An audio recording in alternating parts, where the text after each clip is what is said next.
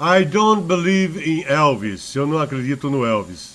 Então é a próxima frase da segunda sequência de God, texto de John Winston Lennon, matéria de análise semiótica, cuja primeira parte ele diz que Deus é um conceito pelo qual medimos a nossa dor.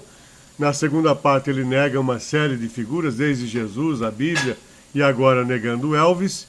E na terceira parte ele diz que o sonho acabou e que nós temos que levar adiante esse sonho. Então essa basicamente é a estrutura do texto God que estamos analisando. Então, I don't believe in Elvis, eu não acredito em Elvis. Elvis sendo posto na sequência dos reis, né? Que ele fala, eu não acredito no Elvis, depois que ele fala I don't believe in kings, né? Pode ser objeto da ironia, né, desse narrador, porque foi considerado o rei do rock and roll, que influenciou os Beatles, que eram, por sua vez, os reis, né, do yeah, yeah, yeah, e assim vai. Então, antes de procurarmos verificar como Elvis manipula, é preciso falarmos do mito musical, né? Então, recorremos aí ao Julius Fast, que escreveu um livro a respeito em relação ao primeiro estágio dos Beatles. Ele afirma que it's hard to overestimate the effect Presley had, not only on the Beatles, but on all today's pop music. Ele diz que é difícil, né, sobreestimar, né, o efeito de Elvis, né, o efeito que o Elvis teve, não só sobre os Beatles, mas sobre toda a música pop, né, americana. O Fast, né, justifica sua posição baseado na importância que os músicos negros que tocavam blues tiveram no comportamento de Elvis e do público em Memphis e em todo o sul americano, né? Então é verdade que antes de Elvis, esses bluesmen, né, tocadores de blues, já dedilhavam, né, aquela batida básica e sensual que fazia os quadris da juventude mexerem, né? Mas havia também os jovens brancos que melhor responderiam, né, por um processo de identificação étnica às performances do Elvis Presley, uma vez que ele era branco, né? Então é, portanto, inegável a influência que Elvis teve no comportamento de todos, transformando-se num dos maiores mitos musicais do século, né? O mito musical tem como características marcantes, né, a manipulação por sedução. Eles seduzem as pessoas. A provocação também, porque levam à imitação, né, ao desafio. Duvido que você seja capaz de ser também um mito, né, ser como eu. Então busca esse processo de identificação. E a tentação, né, porque leva o destinatário a ouvir a canção, a ser provocado, a decifrá-la. Aí está a provocação, e a tentação está no fato de que a fama, né, promete aí riquezas, né? Então o músico sabe, por causa de suas habilidades, o domínio dos instrumentos, como fazer o seu público sentir-se no dever e no querer fazer, o mesmo que ele, né? Na pior das hipóteses, cantarolar junto com ele. Tanto é que é uma música lançada, daqui a pouco está todo mundo cantando aquela música, né? Então, neste caso, tem uma imagem negativa do público ouvinte que não entende, não decifra a mensagem, mas sente-se no dever de reproduzi-la. Tamanha sua difusão por meio do modalizador do sucesso, né? A indústria fonográfica. Nós todos sabemos disso, né?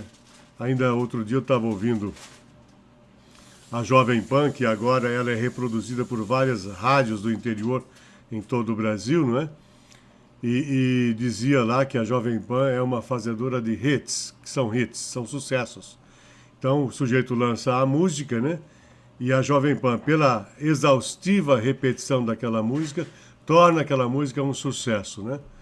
O que eles chamavam antigamente de jabá, na minha época do rádio era jabá.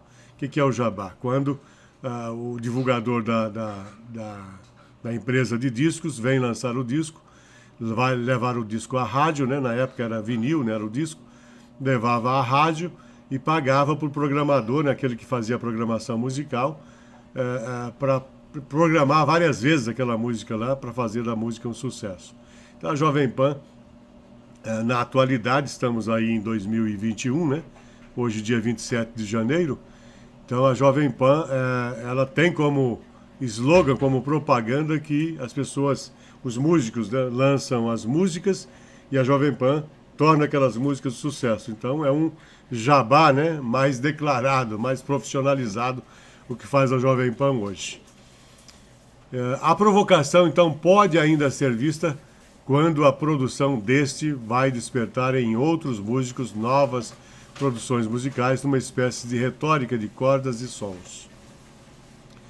No caso da manipulação por sedução, a sua imagem é positiva do destinatário, porque percebe seu desejo pela aquisição do novo sucesso, por meio da aceitação de sucessos anteriores.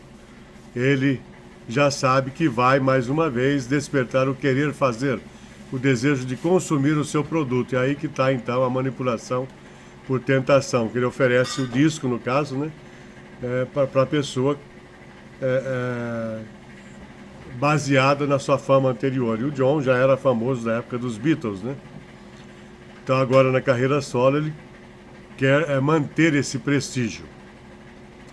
Há ainda no caso da produção musical a manipulação por tentação, porque o produto adquirido, né, o CD, o vinil, né, hoje esse sistema digitalizado que a pessoa adquire a música através da internet, somado pelo número de vezes que o produto é acessado, enfim, de qualquer maneira o produto continua sendo vendido, né? Ainda no caso da produção musical, então essa manipulação por tentação, porque o produto, né, é revestido de um valor material, além daquele valor de estima em que está também a sedução, né? Então a popularidade de Elvis fez com que Lennon desejasse que os Beatles fossem ainda maiores do que ele. A influência de Elvis no comportamento das gerações dos anos 50, 60, pode ser sentida ainda até nossos dias, nas mais diferentes partes do mundo. Elvis foi, sem dúvida, modelo para toda uma geração, transformando-se de herói em mito, feito pela mídia e por uma legião de fãs espalhados pelo mundo até os nossos dias, porque os ecos, né, de suas canções continuam soando forte. O rei do rock and roll, como era chamado, mesmo no fim de sua carreira, conseguiu manter o seu público dos anos 50 fiel à sua adoração, influenciando-os no modo de ouvir música, vestir-se e também até no modo de pensar, né? Os movimentos, por exemplo, que o Elvis fazia, naqueles movimentos no palco, o uso do microfone, ironicamente, conduziam, né, ao erotismo, a temática do erotismo, a sensualidade e, por última instância, a sexualidade, né? E não a intimidade própria de artistas como Crosby e Al Johnson, né, da época, né, que seguravam o microfone próximo dos seus lábios quando balbuciavam as suas canções. Então era uma proposta mais intimista, né, do que propriamente erotizante, como era o caso do Elvis, né? O Elvis não sussurrava ao microfone como eles, ou como Frank Sinatra, por exemplo, procurando seduzir o seu público, né? Ao contrário, pela maneira brusca de pegar o microfone, obrigava a plateia a delirar, uma manipulação sedutora, tentadora e também provocativa a todos que o assistiam, né? Então, englobado no universo de seu público, John Lennon não escapou à manipulação deste mito. Quer dizer, claro que Lennon também foi influenciado pelo Elvis, né? O não crer em Elvis e o crer apenas em si revela o desejo de John de lhe ser até superior. Então, essa superioridade torna-se presente em relação a todos os outros sujeitos negados nessa segunda etapa da música do John. Ele faz saber que é superior até mesmo a Dylan, né, o Bob Dylan, a quem ele nega na condição de Zimmerman, que é o nome original do Bob Dylan, Robert Alan Zimmerman. E, na verdade, todos sabemos que o Dylan influenciou e inspirou John Lennon e os Beatles, né? Tem um encontro marcante deles, que eles se encontram tal, e fumam maconha juntos, etc., trocam ideias. Então veja que o Bob Dylan, de fato, influenciou também na produção musical dos Beatles. E agora ele vai negar, vai ser a próxima figura que ele vai negar no texto God. Negar crer em Elvis, portanto, é negar em seu passado, sua crença em todos os valores investidos na música do rei do rock and roll. Então veja, essa é a análise imanente, objetiva do texto God, usando a semiótica de Greimas como instrumento para análise. Próxima figura que ele vai negar dentro do texto é o Zimmerman, que é o Bob Dylan. Mônica Hector me dizia que Zimmerman vem do alemão, quer dizer, o homem do quarto. Informações aí hectorianas, né? A parte, o fato é que Robert Alan Zimmerman é o nome verdadeiro do poeta da música Bob Dylan, que foi um pseudônimo, né, que ele escolheu inspirado no poeta Dylan Thomas. Então, próxima conversa vamos falar sobre a negação da fé de John em God a Zimmerman. Grande abraço, espero que você tenha gostado e até lá.